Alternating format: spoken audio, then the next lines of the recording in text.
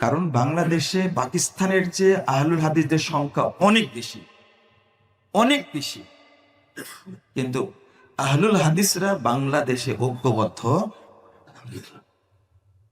তারা যদি বলতে পারতেন জাকির নায়েককে দাওয়াত দিচ্ছে, আমাদেরকে নিয়ে আসার সুযোগ দিতে হবে।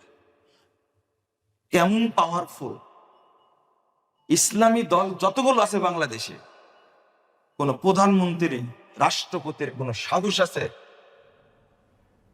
তাদের দপ্তরে গিয়ে দেখা করে?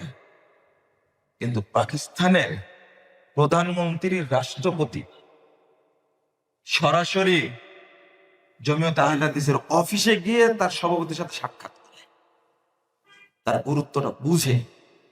কিন্তু আহলে হাদিসরা তো দূরের কথা, অন্য যারা দল আছে সেই দলগুলোর অফিসে যাবে, নিয়ে যাবে, সাহসী করে না।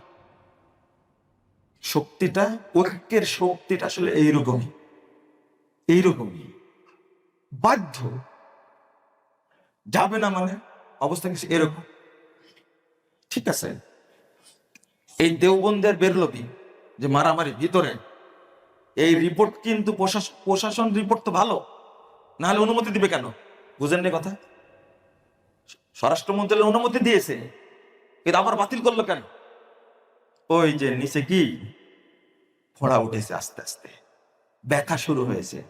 জাকির নায়েক আসলে বাংলাদেশের আমাদের ব্যবসার কি হবে, পীরের ব্যবসার কি হবে, মাযহাবের ব্যবসার কি হবে? এই যে দেওবন্দি নিয়ে এই মাজার পূজা, কবর পূজা, আটরশি, ফুরফুরা, মাছ ভান্ডারি, তারপরে দেওয়ানবাগি, চরমনায়, এরা যে ব্যবসা করে খাচ্ছে, এমনি তো ব্যবসা 50% গেছে, জাকির নায়েক দেশে পা দিলে আরো 40% যাবে।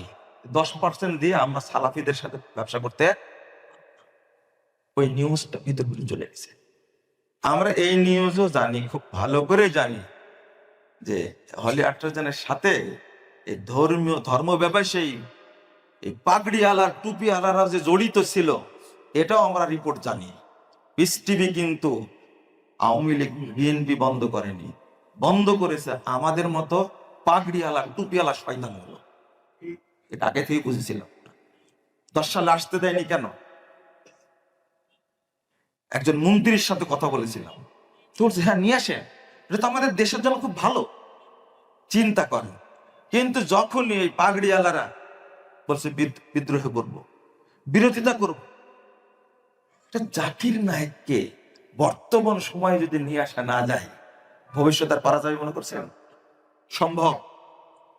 তাহলে কি জিনিস জাকির নায়েক? ইন্ডিয়া এত বড় রাষ্ট্র, এই সন্ত্রাসী মোদি, বিশ্ব সন্ত্রাসী 1 নম্বর সন্ত্রাসী মোদির ঘুম হয় না। সারাদিন জাকির নায়েককে নিয়ে ভাবে। তার দাওয়াত ছড়িয়ে গেছে, লক্ষ লক্ষ হিন্দু ইসলাম গ্রহণ করেছে। মোদি তো টাকা পয়সা দিচ্ছে আর ইস্পাম তৈরি করছে না বাংলাদেশে। এরা কারা?